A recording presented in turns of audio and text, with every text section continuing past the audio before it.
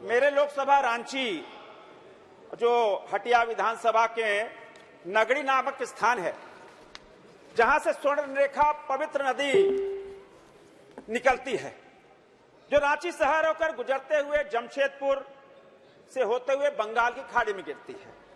474 kilometre लंबी इस नदी, जो झारखंड की लाइफलाइन कही जाती है, रांची की लाइफलाइन कही जाती है।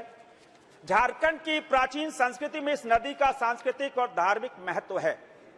रांची में चुटिया नामक स्थान में स्वर्णरेखा नदी एक सहायक नदी हरमू से में आकर मिलती है।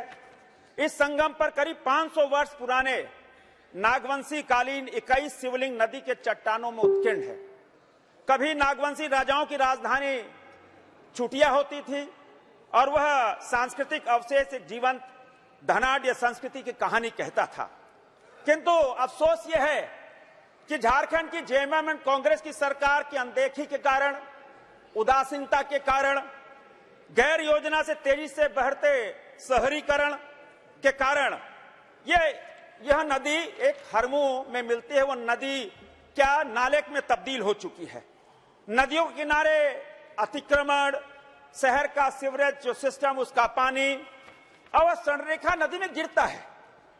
दिल्ली की यमुना नदी से भी स्थिति उस स्वर्णरेखा नदी की खराब हो गई है। इन दोनों नदियों के संगम तल के स्थल पर स्वर्णरेखा बिल्कुल काली पड़ती हुई जा रही है।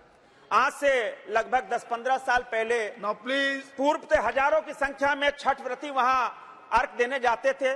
महोदय सभापति महोदय, बहुत अहम विषय है मेरे रांची सारे के विषय लिए। अहम होते हैं। मैं भी वहां सावन के महीनों कांवर लेके उस स्वर्णरेखा के नदी के तट से पानी लेकर पहाड़ी मंदिर पर बाबा का अभिषेक करने जाते थे। वहां अनेक तरह के मेले, आप कृपा करके नरेंद्र नारायण भोजन क्या करके आप चाहते हैं ये बताइए।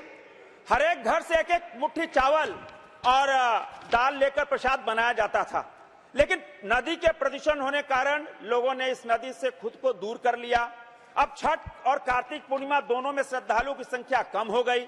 नदी के चट्टानों में उत्कीर्ण जो शिवलिंग है, मांग रखिए, तेजी से क्षरण हो रहा है। मेरी यह डिमांड है कि दीर्घकालीन योजना बनाकर इस स्वर्णरेखा नदी, जो पवित्र नदी, इसको बचाया जाए, क्योंकि वहां की सरकार से कोई उम्मीद नहीं है।